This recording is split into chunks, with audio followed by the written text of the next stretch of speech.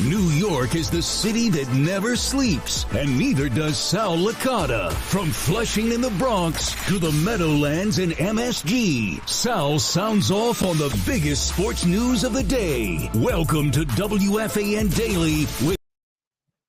Sorry. We're good? Yeah. I mean, the music sounded weird. We're live right now. I'm using Hoff's monstrous headphones, so I feel like I look weird. The music didn't sound right at all. You could edit that maybe? Oh, sure. Okay, whatever. Who gives a shit? All right. Hi.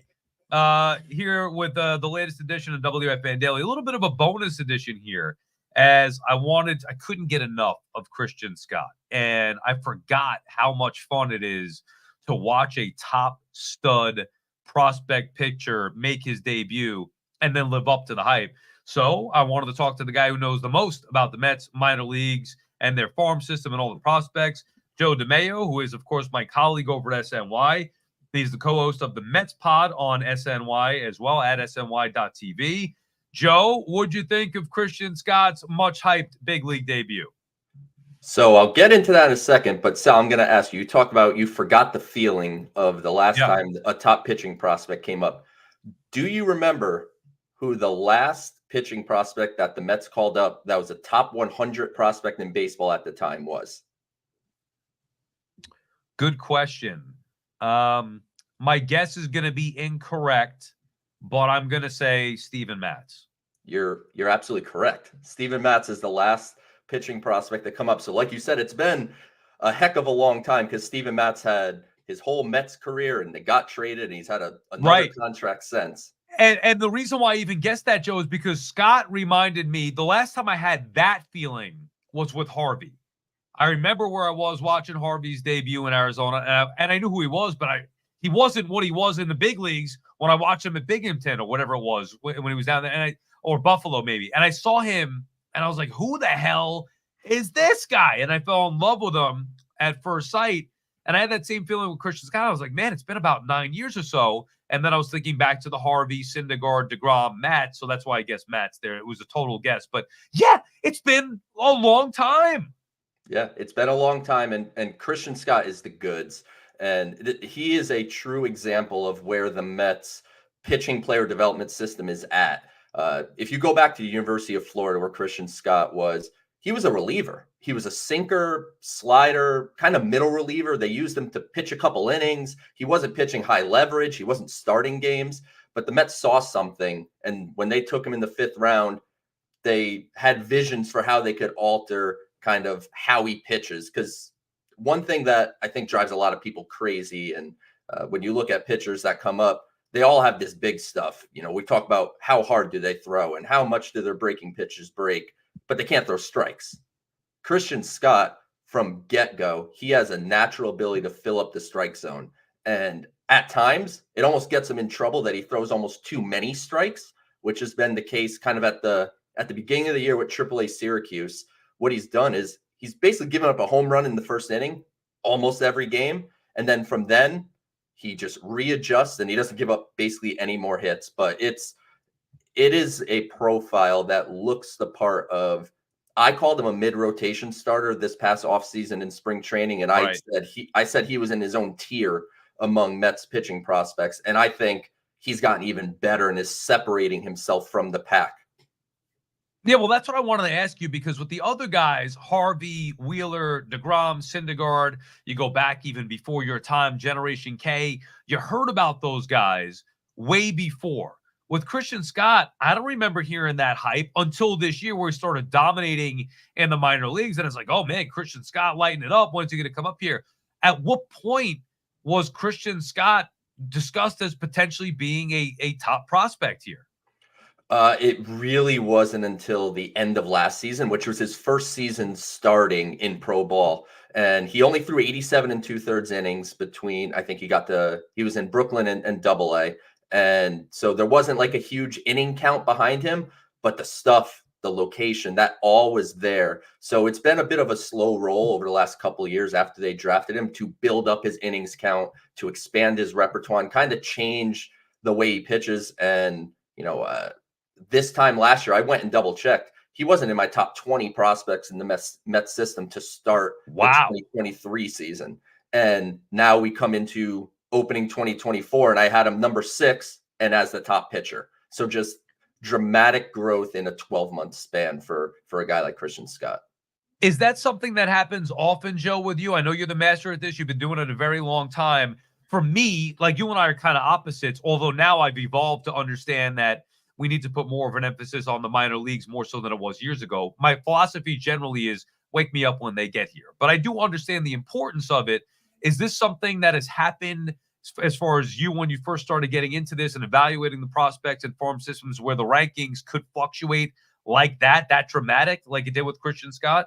It's not very common that they fluctuate to that degree. There's always fluctuation where, like I wrote an article for SNYtv, which you could check out. I talked to Jonah Tong, who's an emerging young prospect, just got promoted to Brooklyn. He didn't make my top 30 to start this season, but the way he's pitching, he's going to elevate himself certainly into that mix, maybe even to the top 20 when I update sometime mid-season. But yeah, there's always ebbs and flows where guys will go up a few spots, down a few spots. But going from not on the list at all to the top pitcher is very uncommon. Yeah, I mean, it's crazy to have that happen. I think it's great. Now, do you think that there's staying power here with Scott, meaning that I know if he pitches well, the Mets are going to keep him in the rotation, I would think. But if he has a couple of, bumps in the road here along the way, we're just getting started. Obviously, his first start was on Saturday. But do you think that there's a chance the Mets could send him down, or do you believe Scott's going to be here for good now, a mainstay in this rotation moving forward?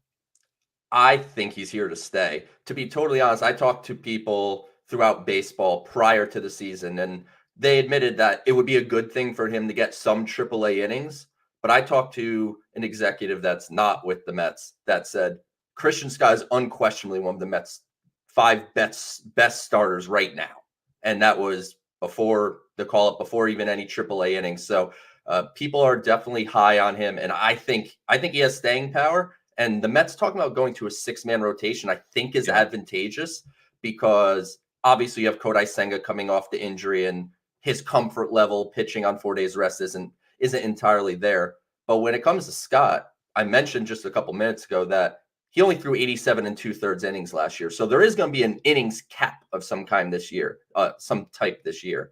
You're not going to go from 87 to 150. That's kind of asking for bad things to happen. So I would put it at like 125, 130, somewhere in that vicinity. So if you're able to do a 6-man rotation, if not full time most of the time, I think that would be kind of hitting 2 birds with 1 stone, keeping Senga healthy and also being able to keep Scott in your rotation throughout the season and not having to do some maneuvering on the roster just to, satisfy innings counts. Yeah, and normally I wouldn't like the 6-man rotation because I felt in years past like, hey, what's the point of having DeGrom, Scherzer, Verlander if you're not going to maximize their outings and appearances? And I get, oh, well, they're older, trying to keep them healthy, but then yeah, don't bring them in here. You want to have those guys out there every 5th day. This particular year with this Mets team and the lowered expectations and me not really believing in them to do much damage in, look, could they be a playoff team? I guess they could. I don't expect that to be the case, but I'd rather see the development of Scott and keep Senga healthy. Oh, by the way, Senga's a guy who has pitched better on more rest. So I feel like it kind of fits with this year's team more so than in years past the 6-man rotation.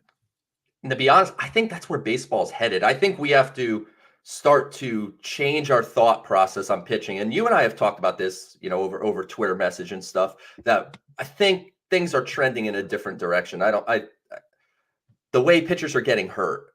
And you also see, if you just look up the stats, they're on Baseball Reference. It's not every pitcher, but most pitchers, if you can look up them on 4 days rest and 5 days rest, most pitchers have better numbers on 5 days rest than 4. You have the collegiate game where pitchers are pitching once a week. So, Paul Skeens of the Pirates, who's the #1 pick, he started every Friday for LSU. It was once a week. You talk about Senga, who came over from Japan, and Yamamoto, who the Mets pursued.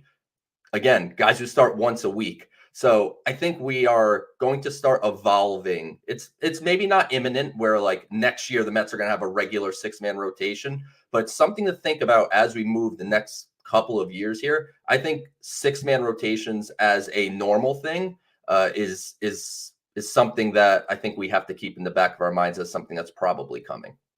Hey, look, I don't love the idea, but I don't love the fact that pitchers are getting hurt all over the place. I don't love the fact that the sport has evolved to where pitchers throw 5 innings if you're lucky now. So if it means having a guy better rested, keeping guys healthy, the sport has changed from when I was a kid.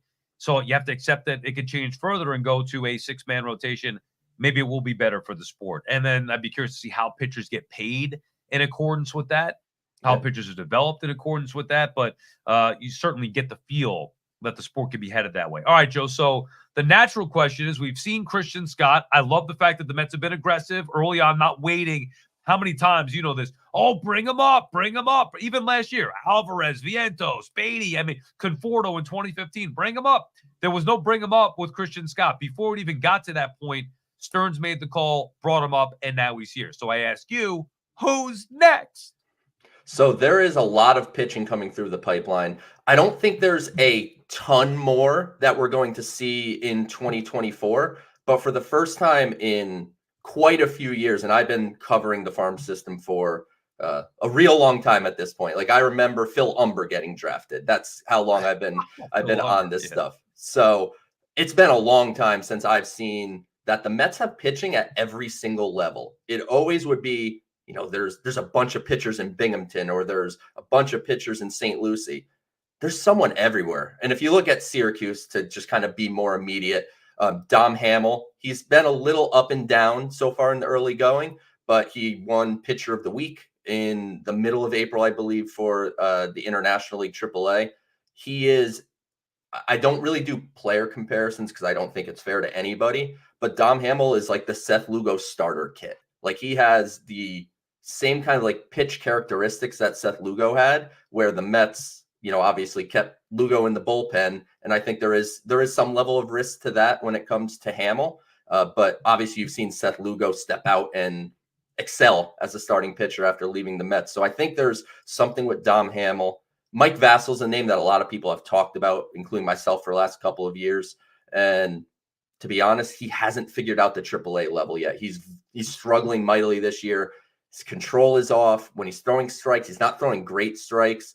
But what the key here is, Sal, that the Mets have often, as a farm system, whether that's on the offensive or the pitching side, as a Beatty, like, they had 2 guys, right, or 3 guys, and they all had to work out, or you just didn't have anything. The Mets are building a bit of a pitching factory in a sense that there is depth where if Mike Vassal doesn't pan out as a big league starter, it's not like the Mets throw their hands in the air and they're like, we have no pitching coming. I mean, it's, if you go to AA level, you have Blade Tidwell, you have Tyler Stewart, who Blade Tidwell probably belongs in AAA at this point. So he's another name to keep an eye on. He was a 2nd-round pick in 2022 out of the University of Tennessee. You go down to Brooklyn and you have Brandon Sproat, last year's 2nd-round pick out of Florida, pumping 99 miles an hour. And you have Nolan McLean, the 2-way player that I'm sure if you follow me on Twitter at PSL to Flushing, you've probably seen me tweet about him.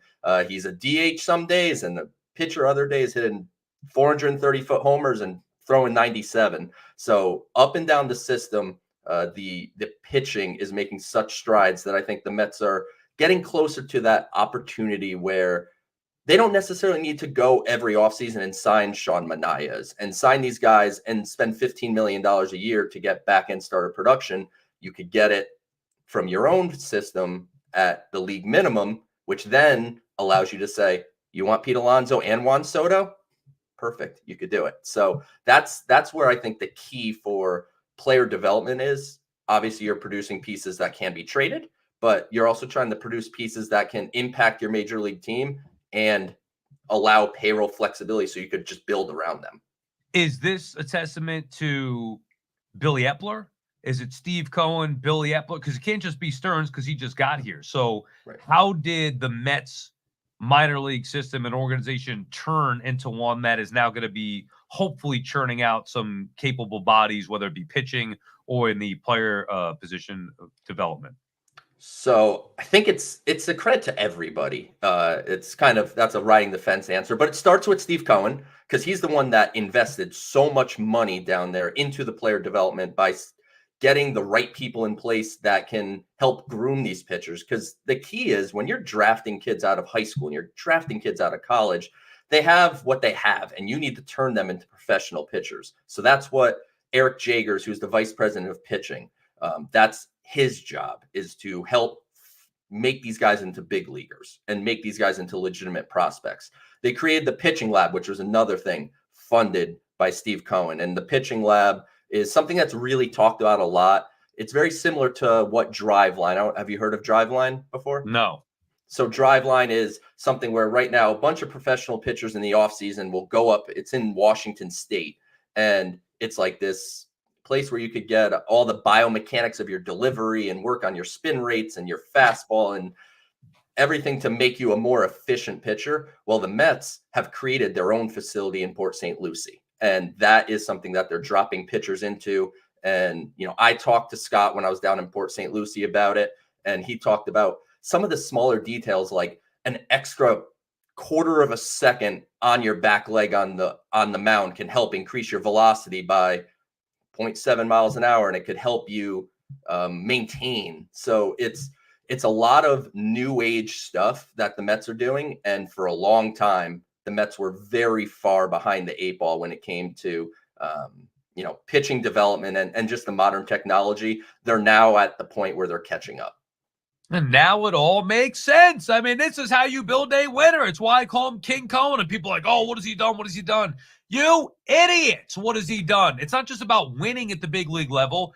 That will come. But first, you have to have the foundation in place. The Mets have done a good job of that. We have yet to see the benefits, but seeing Christian Scott so far has been a nice early sign. All right, give me the position players here, Joe. This year, forget about all the guys that they have in the minors that could potentially pan out down the road. Who's going to be making an impact either this year, the end of this year, or at some point this year, and then look forward to having them in the lineup next season? So I'll start with hoping on Ronnie Mauricio getting healthy, because he still qualifies technically as a prospect. He obviously is missing this year with the torn ACL, but with Brett Beatty having a bit of an up and down year kind of on the offensive side, although his defensive growth, I think, is probably one of the biggest positives of the Mets season so far. He looks like a legitimate defensive third baseman. So I'm hopeful on Ronnie. But when you go to some of the guys that the Mets got in the trades at the deadline last year, which you mentioned Billy Epler, obviously those were trades that he pulled off.